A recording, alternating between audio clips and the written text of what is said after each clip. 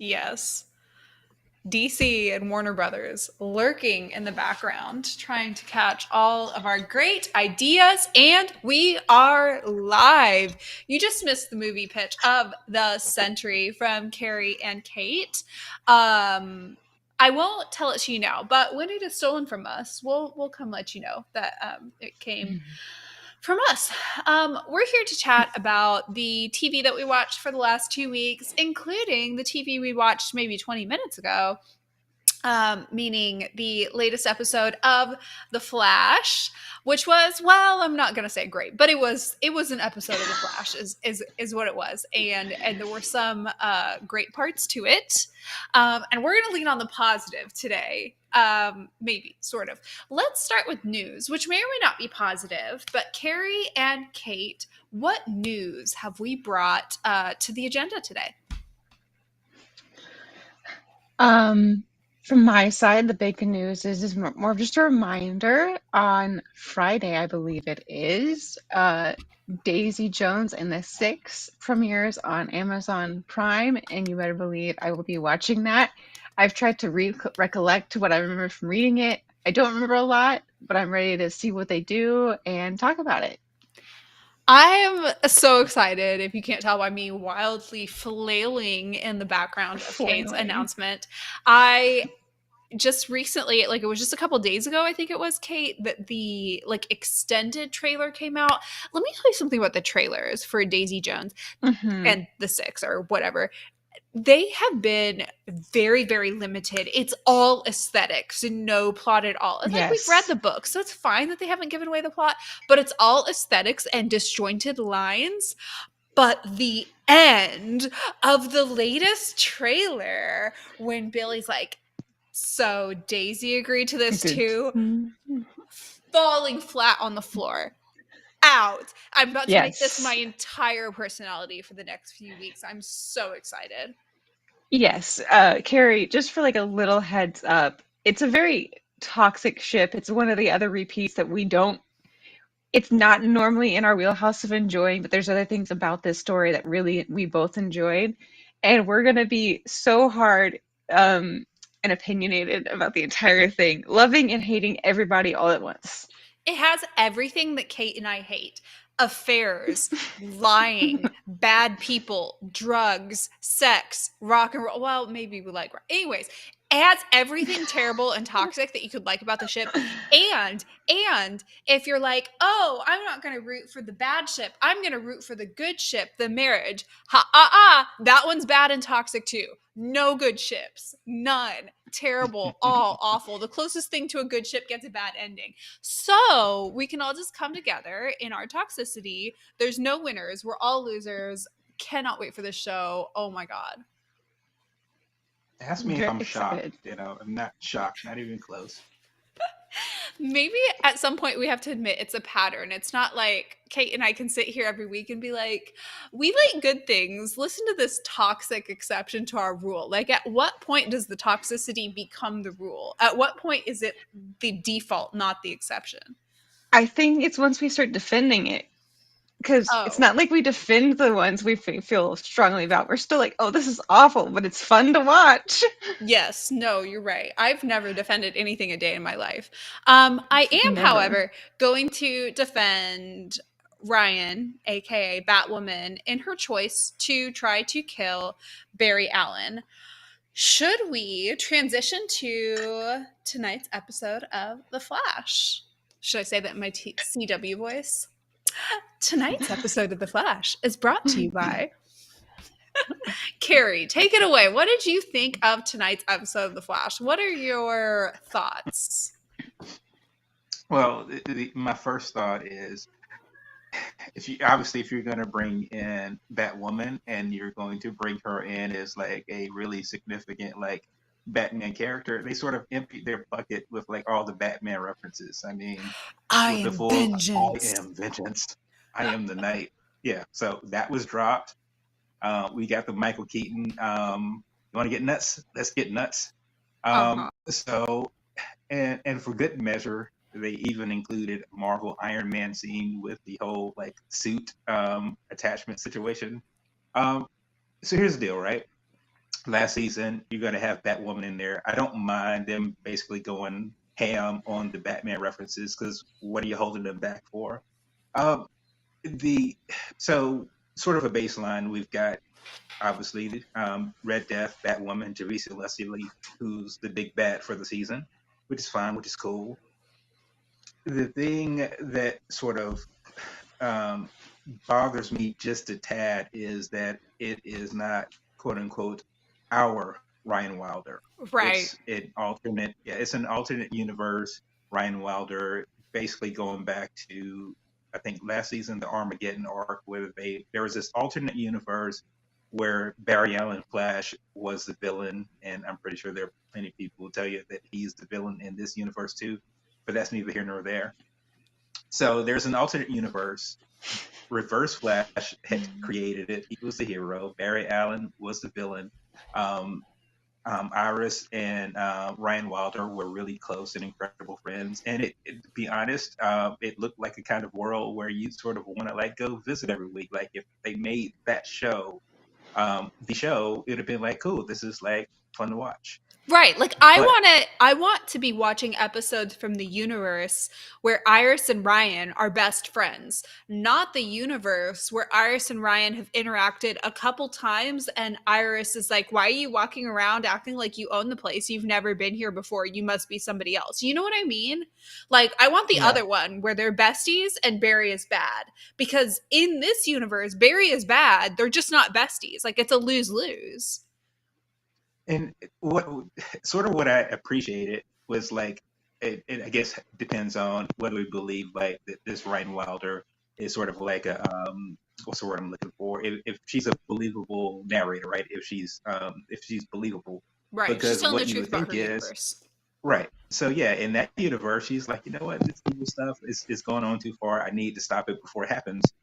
And I kind of appreciate that sort of approach from a hero because our heroes are always reactionary. Ooh, what happened? I guess I better do something. As opposed to say, you know what? I feel I see a way of making things better. Doesn't mean that they're always right or always great about going about it, but I like a hero with initiative. So if she is indeed taking the step of, you know what? I'm going to stop crime before it happens. I'm kind of about that. I mean, I kind of dig that, right? Um, Going back to your point about Iris and Ryan, one of the things that I really liked about their interaction was in previous seasons we could have easily seen that this Ryan had fooled Iris, right? It's like, hey, Mhm. I'm from another universe, and this and these are the things that happen. But what I do appreciate is the fact that this Iris is supposed to be this really competent and respected reporter journalist, Mhm. and she's like, you know what? Yeah, you might have said those things, but it doesn't necessarily mean I believe you. And you could see throughout the scene that she was picking up on cues and processing things in her mind. So I appreciated that they gave her that sort of agency with the character and sort of believability. It's like, yeah, I hear what you're saying, but I'm processing and I don't take it at face value. Her A couple reference seasons to like ago, the red yeah, team was kind of random, but really made sense as like a, oh, she's a yeah, reporter. She thinks in this way. Cause we don't often get dialogue from like that from her. We see her in sort of a newspapery setting, but we don't get to see like her investigator journalist skills beyond just like, oh, her dad's a cop and gave her information, or her husband's the Flash and gave her information. This is her getting to procure information on her own based on her own skills. And that was really nice to see, even if it was like yeah, a little cheesy, I guess. yeah. But I just like the fact that because in seasons past they might have not even have cared enough to do that, right? Oh, yeah. So yeah, I dig that. Um, Overall, I again, like I said, I wish it was a different Ryan, but this one's fine. I would have just have liked to have had. I mean, they had Batwoman on for 3 seasons. It would have just been nice to carry over that character here and sort of like what that character's been through. Because if that was the case and what she's dealing with now, if it had been, say, the result of quote unquote the negative speed force, even though I didn't want to go down that road again, we would have been invested in what that meant and what it did to her and how she sort of comes back from that. But I don't know.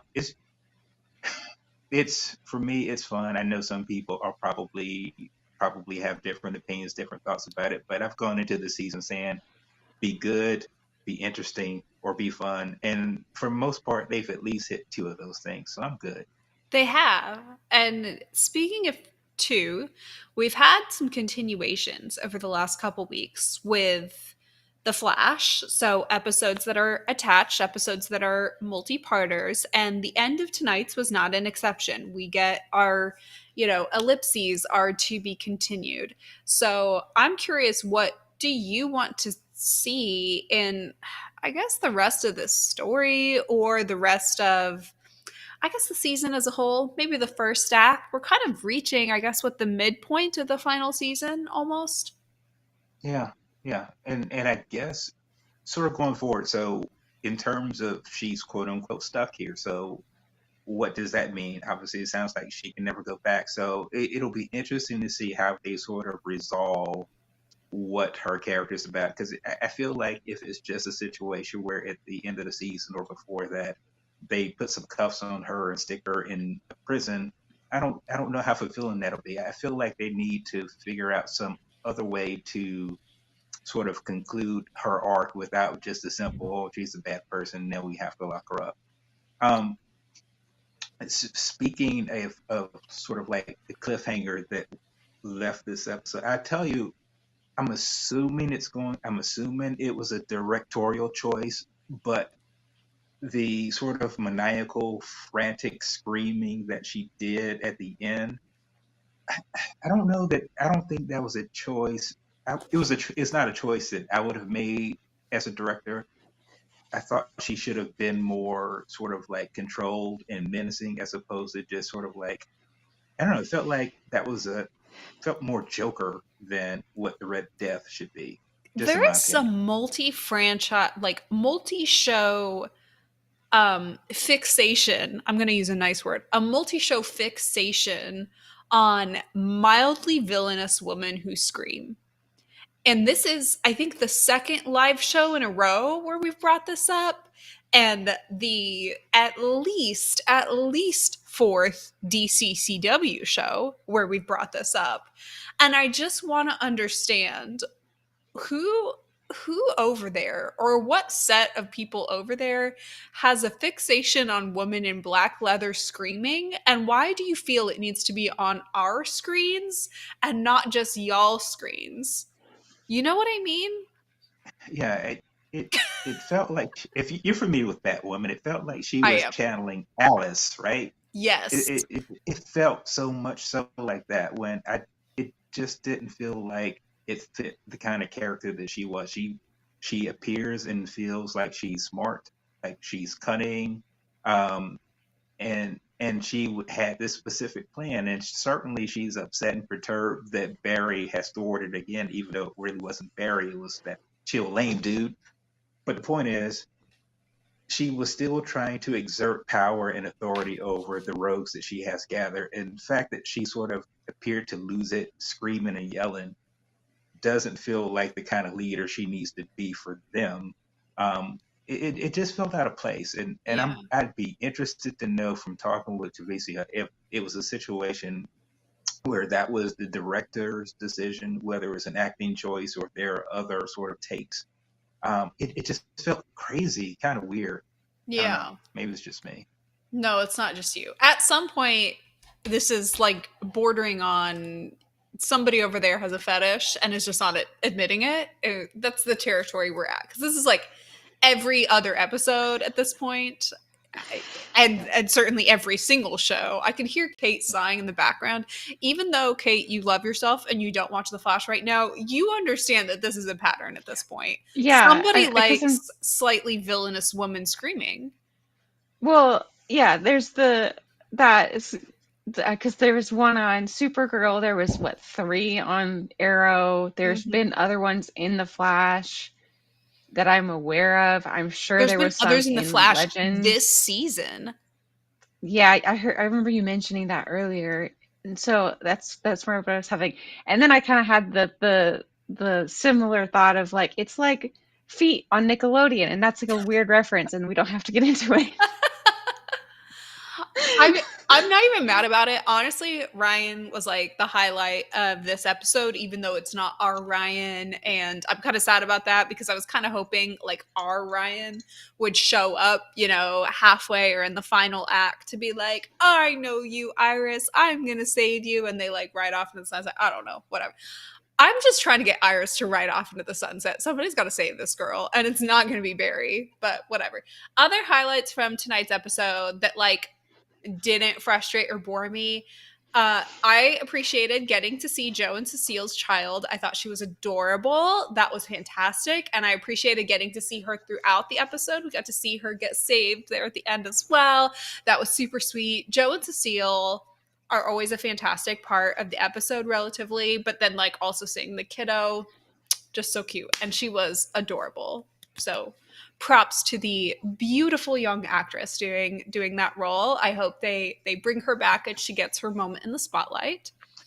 Let me ask you this question, and before we go on, and I don't want to hog all the time, but No, when the glass broke, right? Yes, Was and I the only Cecile got person to stop thinking? it. Yeah, yeah, but was I the only person thinking that there was going to be a bolt of lightning that came through there? Like maybe like a red bolt of lightning that Ooh, turns her into like a. I mean, I know it's a comic book show, right? But I was like, hey, why not another speedster, right? I don't know. right. I just thought that there was going to be a bolt of red lightning that was going to come through there, and I was like, where are we going with this season? Yeah, that could be.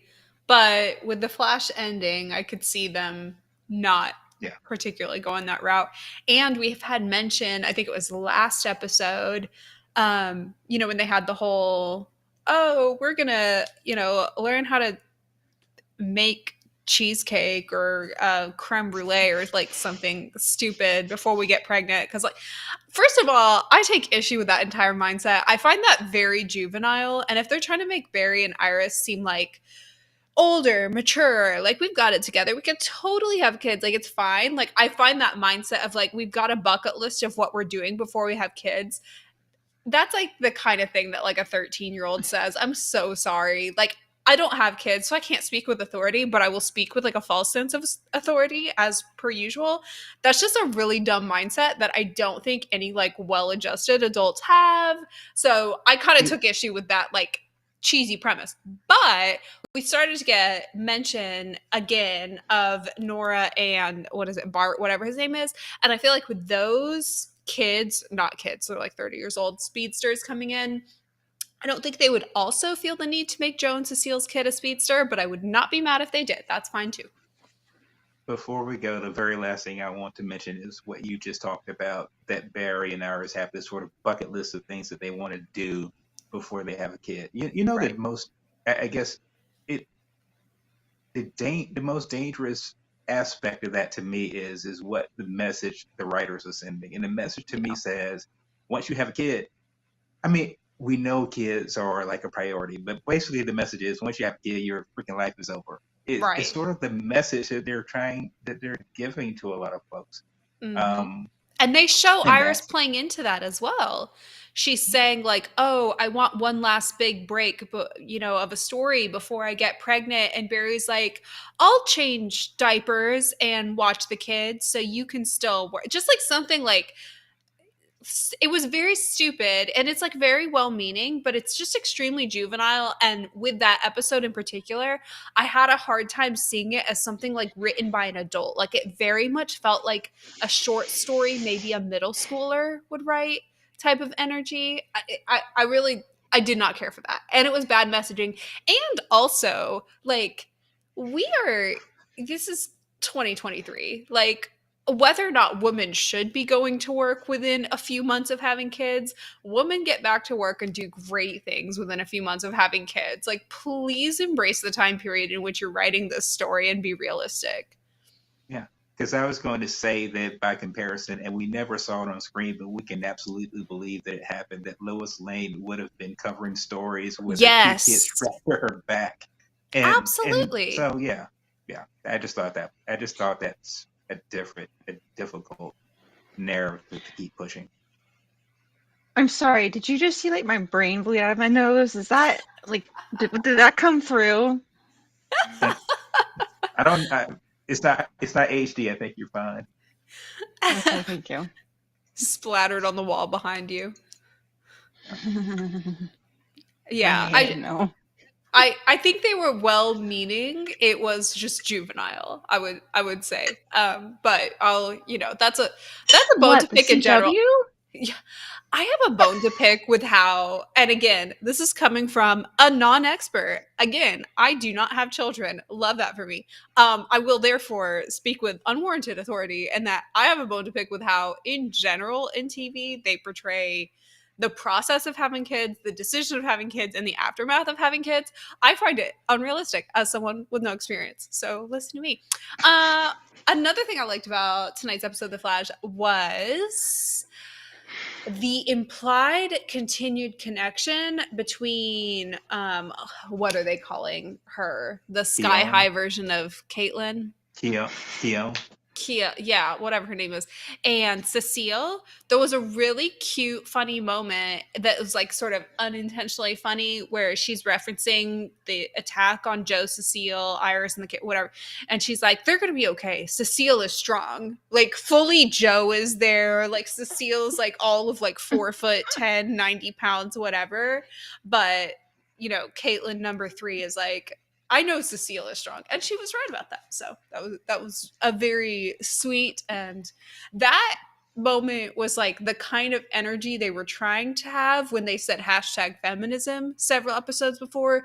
This is what they were meaning to do, which is like a woman believing in a woman for a strength other than just sheer muscle or bearing a gun. Does that make sense? Anyways, Yeah. And it was well, delivered so innocently and strongly and firmly at the same time, if that makes any sense, right? She mhm, said it like a 2-year-old could have said it, but she yeah, also said it like, it's like, yeah, I know what I'm talking about, which is yeah. crazy. It was sweet. I know she's like such a like manic pixie dream girl type of stereotype, but I thought she was cute. Whoever's writing Chuck and Alexa needs to figure it out, by the way. And this is just like my final note, and unfortunately it is a criticism, but it is what it is. You've got really hot people on a CW show. If you can't write a good romance for them, it's on you at this point. The actors, lovely, talented, doing a great job. What's going on there? They're literally like the only option for like a cute ship, and you've got what you've got written on paper. Search your Yeah. heart. And Find something better. and and certainly the cop out of, hey, we have so much going on that we just need to get through this, and then it's like, no, don't you realize that where you live there's going to be disaster after disaster, and a relationship in Central City is built upon you to navigating these disasters, not waiting for them to end, because that will never be the case. If the teenagers on Outer Banks can be frick fracking on a beach or inside of a house on fire, y'all can figure it out at your slightly atypical workplace. But we'll get to Outer Banks later. For now, I think we should talk about some mushroom heads. I think all of us have. Kate, laugh it away, but you're getting pulled up to the top spot here because I happen to know Okay. you're current on this show. In the Yes. last, 2 weeks ago, I was blissfully ignorant. I had not played the game, still haven't, and I had not watched the show. And now I've divot, whatever, full force into the Hmm. world of The Last of Us. I've watched interviews. I've watched the director analysis afterwards. I'm current on the latest episode of this week. I've got the unwarranted confidence of someone who never played the game and does not like finishing post apocalyptic shows, but will still have a strong opinion about this. And Kate, I am so glad you're current. And Carey, I am so glad that you have at least part of an episode under your belt. I feel like the three of us together are the foremost authorities on The Last of Us, and I think we should dive right Uh, in. So, Kate, take it away. yeah. I'm just proud that you've come in with my level of research that I normally go, okay, listen, I have the encyclopedic knowledge of every sentence that people have ever uttered in their life. I actually haven't done that for this show, by the way. That's fine.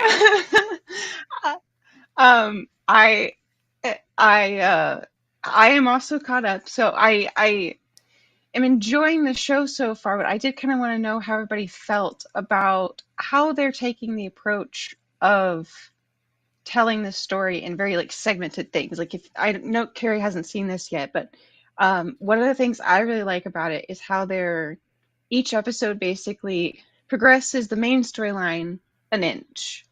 And then you get this whole other storyline outside exploring a different relationship or a different history of different characters or a different thing altogether. And I think it's doing a really great job of exploring the humanity in such a like turbulent situation. I've actually seen some criticism of it, and I just kind of wanted to hear what you guys thought about it.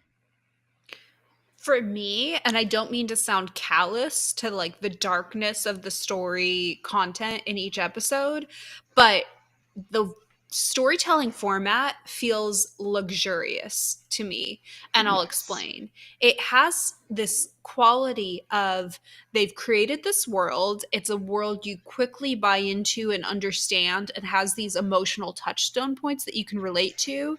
And then without sort of hitting that over and over and over and kind of burning your emotional sensors, they repeatedly give you new stories within this world with new fresh characters, a character you know but in a new situation or in a different time period than the main line is through. And you get it feels like such a luxury to have what feels like a movie every week in a universe you love. I cannot think of very many franchises where we've had something that feels like a movie fairly regularly in a universe you love. And that is what I think The Last of Us is giving. And I personally, I struggled 2 weeks ago. I sat on here and said, okay, I don't like skin things. I don't like the idea of fungus. I'm slightly burnt out on post-apocalyptic dystopian whatever. There's like a lot of things that would stop me from buying into this environment. I gave it a try anyways. So if I can go into this and be like, okay, not only is this great, I also particularly appreciate the format that they've taken on the HBO end. I think it must be good. Not to discredit any other criticism others may have. Yeah, I mean, and I kind of feel the same way. I'm not one for body horror or really just horror in general. I'm not much for the post-apocalyptic or zombie stuff unless it's like a parody or it's supposed to be kind of comedic Mm-hmm. anyway. Um, I I don't particularly even more of a core criticism of the story itself. I typically get frustrated with uh the grumpy dad figure adopting random child and guiding them along the way. And I know that's Mm-hmm. kind of Pedro Pascal's like bread and butter at this point. Like that is his thing. And that's great for him.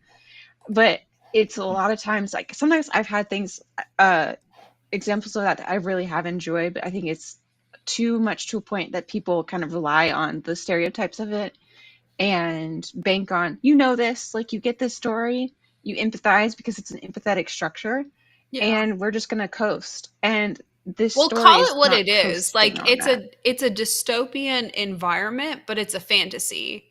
It's, hey, everybody out Yeah. there with daddy issues, here's this fantasy where you actually have a protective father figure who guides you through life, and we will make the world as nightmarish as possible in order to make him look good and in order to kind of hide the fact that this is a fantasy, but this is straight up a Cinderella fantasy. This is, to what a young child a Cinderella, or whatever the boys equivalent of it is, the Mighty Ducks, I don't know. Mhm. Like it's the same sort of fantasy but for like grown-ups with daddy issues. Same way, by the way, Andor is that for grown-ups with mommy issues, but we'll get into that another time. Cool. Yeah, I mean, there, it's Can I cool. jump in here real quick? Yeah, I will say go this: ahead. the I remember I was thinking about the movie War of the Worlds and sort of had that same sort of approach, but it's the one sort of movie that I sort of remember in that same vein where the dad was still what it was Tom Cruise, but he was still hapless, right? They didn't turn him into a superhero. He was still a terrible dad in the beginning of the movie. He was still a terrible dad at the end of it, but they survived, right? And so that's probably one of the few movies that I remember sort of taking that approach where it's like, hey, we're not going to turn him into a superhero. He's just a survivor. Mm-hmm. Yeah. And I kind of get the same for this. It's less so that he was a terrible dad to begin with, because I kind of, you watch the prelude basically, Yeah, and and he's not a he terrible appeared to be a father, yeah, yeah. but he had some deficiencies in his, I guess you would almost say, his emotional availability as well as personal care. He very much could survive. He is a survivor, and I think he helps a lot of other people survive. But on a day to day, cultivating human relationships as well as like personability and just keeping yourself happy and healthy, he's not as good as that. That's Right. why the introduction story with his daughter Sarah is so important, as giving a structure to giving her as a person, as well as explaining this is what he's going to be lacking. This is what he's going to be requiring assistance with. Yeah, he's the guy that throughout this story is going to be the survivalist. He's going to be the one that everybody looks to in an important situation. But he is just as dependent on the people around him as they are on him. It's just not as a clear cut way. Uh, and in I would say the last episode, we're definitely getting to see that clearly, where he is fully just telling her, "Hey," and this is far more spoiler, Carrie. Leave me. Go back to Tommy. You're gonna be fine. Just walk out that door and go get help. Like, it's okay. Leave me here to die. It's really okay. And she does not take that answer kindly and refuses to accept that out, and basically does not allow him to just give up. And I think that that's kind of been a thing for him the entirety of the thing. And I don't necessarily want him to stop being that way. I don't think it's that kind of story of like him needing to gain some amount of wanting to survive, wanting to be less sacrificial, I suppose. And Uh, this is where it becomes also kind of a two-way fantasy. Sorry, not to continue yes. to, what's the term where you like therapize things, but there's like a real term for it. Whatever it is. Not to do that to it, but that's where it also becomes a bit of a fantasy, in that he gets to be, whatever it is, emotionally unavailable, gruff, grumpy, I don't care, I'm not, whatever type of thing. I like this show. I'm not making fun of it. I mean, I am, but like, I like this show. He gets to do all of that, but then, when she gets the chance to like join a bunch of other kids her age, or be at a place where somebody like takes care of her and feeds her food and braids her hair and does all this type of stuff, she still chooses him. It's a fantasy. It's this sort of like two-way, I call it daddy issues somewhat flippantly, but it's this it's a fantasy parent child or fantasy paternal child relationship, where you have this sort of like fantasy strong tough person guiding you through life. That's ultimately what it is on the kid end. And then on the parent end, it's this fantasy of like, you get to be the shittiest parent the world has ever seen, and your kid still chooses you over the most utopian environment they've ever seen. It's a fantasy disguised as post-apocalyptic, and I'm not even mad at it. Like, I like fantasies, and I like the Cinderella story and the Mighty Ducks and whatever the other whatever the other hell we're talking about. But it is a fantasy, and I think that's an important element. And if there's any one line I can give as an example that this is a fantasy, and I'll use it on the reverse end, the idea of like, you can be a terrible old out of touch parental figure who's done literally nothing, or very little helpful of any kind, but your child like idolizes you and thinks you're whatever. It's at the end of the second to most recent episode. This isn't a spoiler. When they're like riding, west to do whatever, and he's like telling her like, yeah, I was a contractor, and she's like, that's so cool, you were a contractor. That must Contractor? you thought, oh my goodness, everybody thought contractors were like the people who rule the world, right? And then he's like, yeah, I listened to like 80s music. And she's like, wow, 80s music? 80s music is so cool. Best day of my life was playing in an 80s arcade. And he's like, yeah, like here's the rules of football. And she's like, wow, on a fourth down when there's only 2 yards left, left. If you make it, you get it down.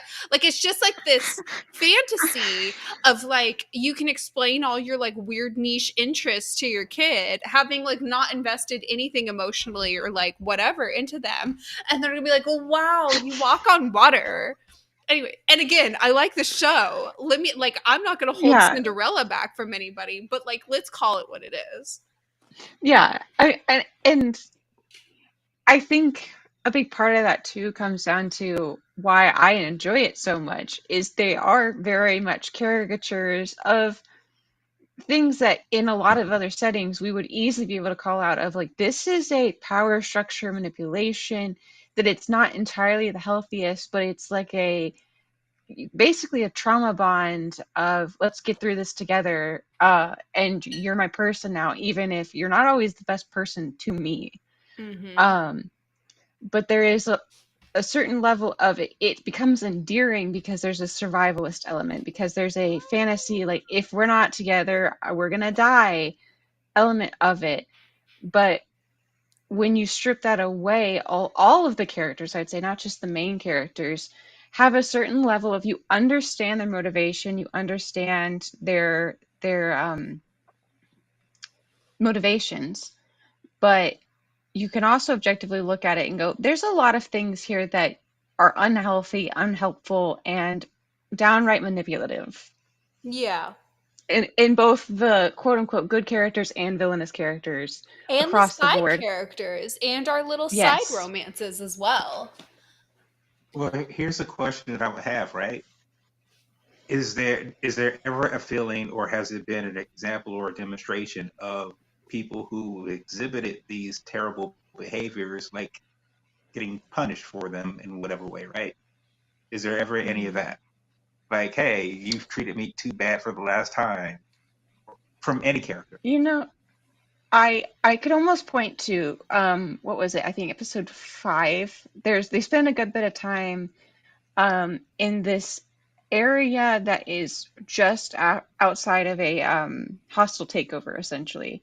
The Fireflies, I don't know if you know who that is yet, have just taken The over rebels. Fedra, and the rebels basically have taken over from the government in, I think it's Illinois, maybe? I don't remember. Something like that. The places are just everywhere. Um, and you get this explanation from a very side character who very clearly is morally gray from the moment you meet this character. Um, but you also very much understand why they're motivated. So there's this very clear explanation. They have all these people grouped together, and they're threatening this group of people who have basically turned over. They were narcs, basically. And this leader of the rebels is threatening the group of narcs. Like, you guys got all my family killed, you got all these people killed. Why shouldn't we kill you? If you just tell us where this guy is, like this guy named Henry, if you just tell us where Henry is, we'll let you go. And somebody finally caves, and a narc is always a narc, and tells where Henry is, and then they're all killed. And it's an interesting show of you definitely understand the perspective of this rebel leader, as well as the other rebels alongside her and the different people she faces. But then you also get to see Henry, and you get to see why he flipped, and you Mm-hmm. get to see his motivations. And it does a really great job of making you think everybody's a hero, everybody's a villain, nobody's a hero, nobody's a villain. Um, just depending on what side of the story you hear first, what side of the story makes most sense to you, and what side do you think crosses the line furthest. And to be honest, every single side to me crosses the line in some regard. And in other ways, you're like, compassionately speaking, you understand why, on a human nature level, they feel like they had to. And I think Mm-hmm. that's the great thing about this show is there's the good guys and the bad guys, but which side's which? Like, who is the good guys, who is the bad guys? And from scene to scene, to me, that changes about Mm-hmm. who's actually the good guys, who's the bad guys. And I know I said earlier I don't know anything about what's happening. That's kind of a lie. I do know a lot about what happens in the second game of the story, and I think that's a big arc that's kind of approaching. They basically introduce another main character in the second part of the story I'm aware of, and this character is extremely controversial. They are very often viewed in the fandom as a villain and like hated, death threats to the actress, like absolutely hated. I'm immediately Um, ready to defend her at all costs. I know. I am too. I don't know much about her, but I know like basically why they hate her. I'm like, okay, well, not actually any worse than anybody else. Mm-hmm. Um, and it's interesting why people hate this character. Essentially, she kills one of the big main characters, a beloved character. I have seen some discourse, and I would be interested to see, but people a lot of times talk about if they had introduced her story differently, we would all feel different about it. If the second game started in her perspective, and then you as a player had to kill this character, and then you understand why she had to kill this character, it would be so much more persuasive on what they were trying to do.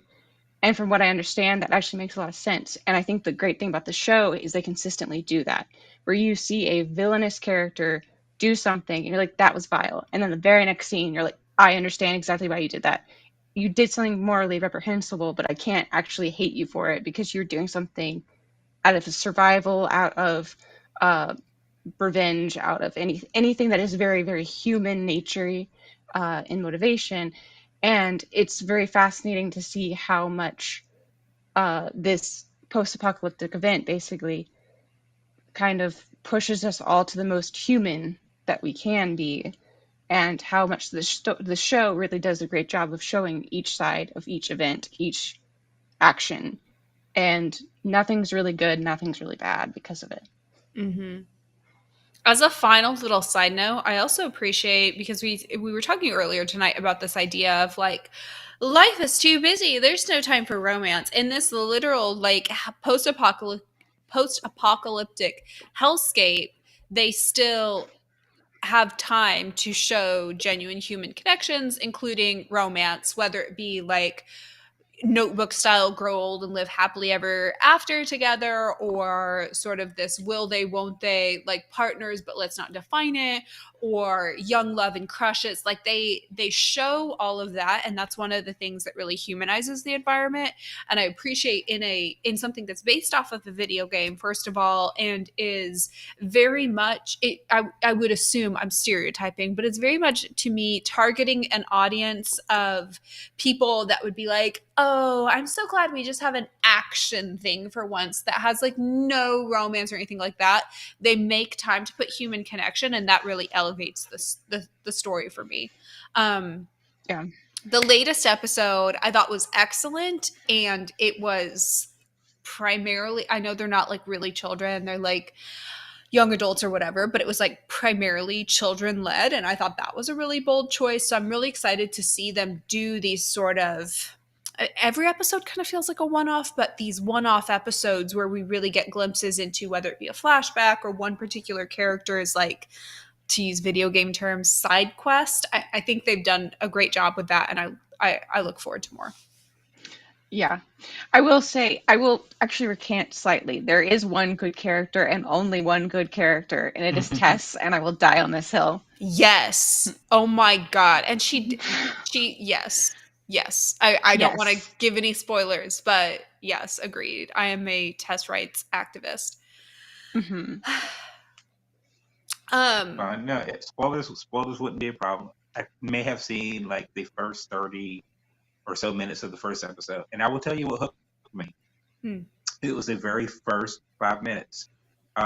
When they basically, when you zoom in and it's like the old television show, and like they have a scientist talking about like uh, basically like infections, and it's like, no, this is what you really need to look out for. Mm-hmm. I was hooked within those first 5 minutes. Sort of and it's strange because this was sort of a clinical Yep. scientific discussion that hooked me. Sort of in the same way in the first 5 minutes of The Walking Dead, I was Yeah. hooked, and it was a much different conversation about Shane and his disdain for quote unquote women and that sort of thing. But it was just him and Rick in the car, and for that first few minutes, that conversation hooked me, as crass as it was. But it was just like sometimes you just get hooked right away, and Yep. that's what did it for me. So. yeah, Yeah. I'm looking forward to it. Yeah, that scene was really good. They did have the actor that always plays the uh, scientist that reveals terrible news uh, doing the same thing he always does, but it was a really Hmm. great scene and it was very chilling because of how they chose to explain it. It's like, oh, this sounds realistic. Like this sounds far Exactly. more realistic than like the normal brain eating zombies that are and like slow chasing all of the kind of stereotypical zombie stuff that seems always far fetched. This seemed highly plausible in at least the like you can it's far easier to kind of suspend disbelief with this one. You're like, oh, this is really A little too realistic. I felt yeah. especially at the beginning of the season, and I think I, desensitized myself to it later on, but I felt sort of this, oh, this is a little too real with regard to, us as a community being, you know, in the midst and hopefully, coming out the other end of a pandemic right now, but then understanding that this world, The Last of Us, was conceptualized before, the most recent pandemic we went through, and thinking through the, what ties, this idea of a international disaster together. I don't know, some parts of it are kind of tough to watch, but almost feel like, what's that TikTok meme going around? A therapy dupe, a dupe for therapy. So that is lovely. Another little Mm. side note, and then we're going to get into our 2 minute rants of the week. Kate looks like an older sister of the girl on The Last of Us who's going to save the world. You look exactly like Ellie,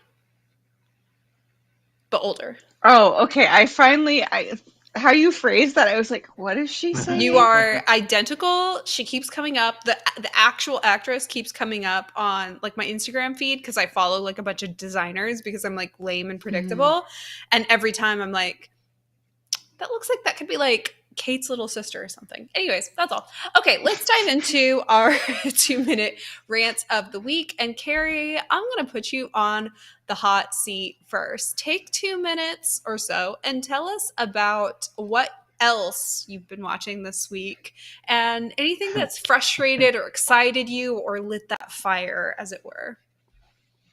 It's funny you should mention this because we haven't had this conversation, but all right. So, Walker Independence, the season finale is tomorrow, and it's Sending you basically good the show. energy. Yeah, it's the showdown that we've been waiting for all season. It's essentially the Abby get your gun moment, and she's like going to town against the quote unquote big bad of the season. All the things that we've sort of been waiting for since the very first episode. But it has come at too high of a cost. Um, not I'm not don't want to spoil too many things, but essentially during Abby's quest to avenge her husband, she's made terrible decisions and choices involving the person that she believed vehemently at one time is responsible for killing her husband. And we still Mhm. have every reason to believe that he had a significant role in it. And if you can imagine the worst possible thing she could have done with said person, then you would be correct. Um, and so that happened, which was exasperating enough. It's like, hey, this is my mortal enemy, but hey, he's shown some layers. He's softened up, and now we have to do the CW dance. Oh, it was The freaking CW dance. horrible, terrible, no good decision. And if that wasn't enough, we had a fantastic penultimate episode. It's sort of like an episode that gives you an opportunity as an older viewer or newer viewer to sort of understand each character. Each character had sort of like a quote unquote flashback moment where one of the characters was narrating, hey, how did we get here? And so they gave an opportunity to share each of our characters' backstories, probably some things that we knew, and significantly some things that we didn't know. And one of those was a significant revelation for the big bad guy. But that's not what I'm getting into. at the end of said episode, when you see someone who's been highlighted so much during the entire episode, who probably hasn't been highlighted as much during the other parts of the episode, you can imagine that this is probably going to be their swan song, right? Because it's like, hey, let's spotlight this person right before before you have to get rid of them. And it was one of our favorite characters, and it was a horrible, terrible, no good decision.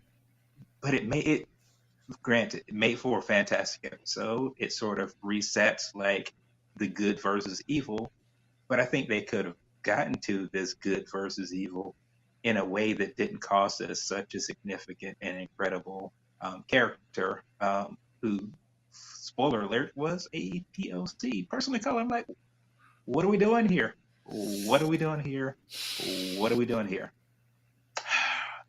So, yeah, we're going to get the episode that we always wanted. It just has come at too high of a freaking cost. That's rough, Rent especially in this is the over. first season too, right? Yes.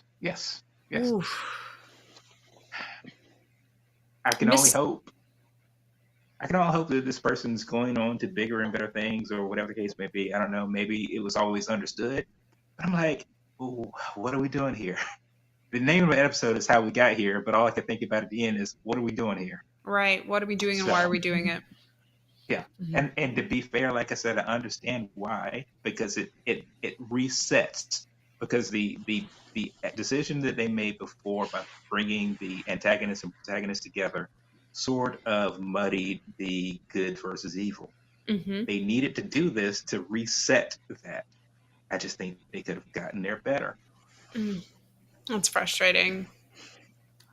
It's frustrating to see a death of a great character or an interesting character, a character with potential, or a character portrayed by an actor who had very obviously a lot more they could bring to the franchise be done just to quote unquote reset a storyline. There are other ways to reset a storyline. And if you're losing something valuable or something that does not have other, representation in the show to sort of continue their storyline or continue the presence that they brought to the story in order to reset a story, that feels like cheap writing. But then again, it is the CW. But I haven't watched it, so maybe my critique is just a reflection. No, if it makes you feel any better, Kat McNamara has been fantastic in it, so there's that. I saw a little clip of her in a promo for Walker that was airing during The Flash. I did not pay attention to anything in the promo except her, but in that she was wearing like a Midwestern 1800s-esque dress and carrying some kind of rifle of sorts, yes, which is the Abby get your gun moment. Yes, what we've been waiting for. So yeah, that that's a play on Annie Get Your Gun, isn't it? Yes, it is. Okay. Her name's Abby. I'm sorry. Abby. Yeah. So. Yeah. As somebody from the Midwest and also old and from pretty much the 1800s, I know the Annie Get Your Gun reference. Kate also got the reference. Well, Kate, if anybody amongst the three of us has ties to the 1800s, it's you. Yes, you're the youngest, but you're the oldest soul. Okay. All right, Kate. Take it away. What's your 2-minute rant of the week? Okay, my 2-minute rant is both a defense and a bit of a gripe. So I know you had listed for me to talk about books. No, I'm going to talk about Critical Role. So tomorrow is episode 50. Yes, Carey, you heard me correct. 50, episode 50 of Campaign 3. And they are heading headlong into battle. For reference, these are like level 8, which means basically like goof 'em ups. Like they're strong enough to take down towers, kick some bad guys, maybe kill a bigger monster, but they're not ready to face god-level enemies. And they are heading into multiple god-level enemies at one time, and they're just kind of bebopping it. Like, they don't care. Um, and they're good. They have the big plan right now is to crash their spaceship. Basically, they have a spaceship for all intents and purposes, bequeathed to them by one of their old mentors. That's their plan. That is all they have. That's it. Uh, but the big drama really comes in that we're getting more revelations about Imogen's mother. So, for context, Imogen, the entirety of this thing, has had really terrifying dreams, and for most of them, her mother speaks to her, or who she assumed was her mother, telling her to run. And the kind of understanding that Imogen continues to get is that her mother left her to go figure out what was wrong, like what was off with them. They both have similar powers, similar abilities, and why they had these and how to control them, because they're very sporadic in their control of their power. Um, Recently, Imogen went and kind of visited her emotionally unavailable father and got some more information from him about it, and revealed that he actually knew her mother was alive the whole time and has his own repressed rage about her mother. But in doing so, she's kind of been able to unlock certain other abilities in basically her power to see other people's dreams, uh, talk to other people in their heads from long distances away, all this stuff. But in doing so, she's getting more and more information about the motivations of both the bad guy and her mother. And she has recently discovered her mother is technically aligned with the bad guy. But if you listen carefully, the mother thinks, great, if we do this evil thing, then no more powers, no more like deities, great. And I won't have to worry about my inability to control my powers. I'll be a normal person. And so will my daughter.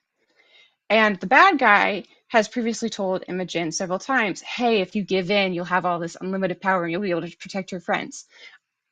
I'm just going to point out that that is contradictory and somebody is being lied to. Whether it's Imogen's mother, which I'm going to say it's Imogen's mother, is being lied to by the people she's working with, or if it's Imogen.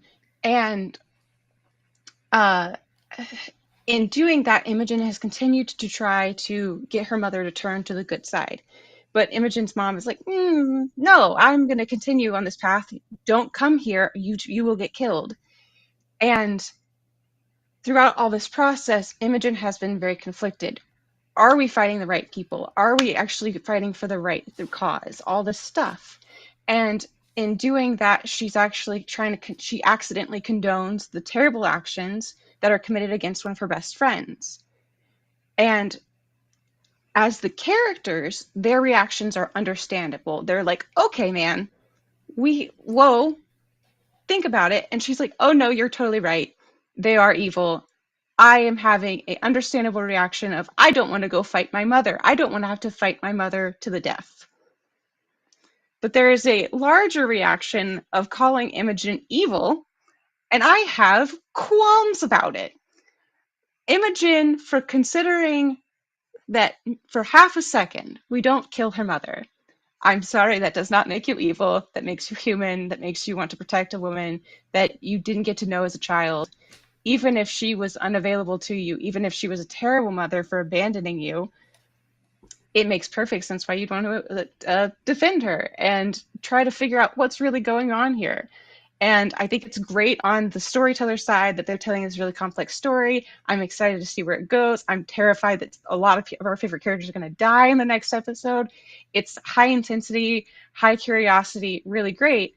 But I will say there is a consistent, and we've talked about this before, especially like with Wanda, scared woman, like overly super powerful, having a hard time to control her powers, scared woman takes a moment to consider a selfish choice, does not choose selfish choice, is still evil. Whereas man is actual serial killer, but says, I'm sorry, is perfect little like soft boy angel. Like, that is the big problem I'm having right now. That is an excellent point and an excellent rant, and I co-sign it. And I will try to Mhm. use our last 30 seconds here to get out a very, very minor rant I have about Outer Banks, which is mostly a flawless show. But have we considered something when it comes to representation? Outer Banks has attempted representation, and maybe representation matters, but also this show has what Cat Grant, refers to as you look like the charmingly diverse but non-threatening cast of a like CW show or whatever they call it. Here's something you need to know if you're going to have your cast of teens be not all white kids. They cannot keep running away from home and their parents not care. Because let me tell you, as a first gen individual, that would not fly. You cannot just run out of your parents' house, steal their truck every other week, and just get away with it. You cannot just back talk to your parents all the time. You cannot just cast a diverse cast, but have them all behave like white kids and get away with it. Because let me tell you something, just because you've got a couple mixed kids and one white boy with a tan who probably thinks he's Italian does not mean you have a diverse cast when they're all running away from home and flying off to South America and just like arguing and yelling at their parents and getting away with it. Nobody got a shoe thrown at the back of their head, so that is not a diverse cast. That was more than 30 seconds, but you all get the idea. Fight with me. All of our information is in the description down below. We will see you in 2 weeks where we will be chatting about the continued Flash, the end of The Last of Us, Soups and Low returning, and The Night Before Shadow and Bone. Bye!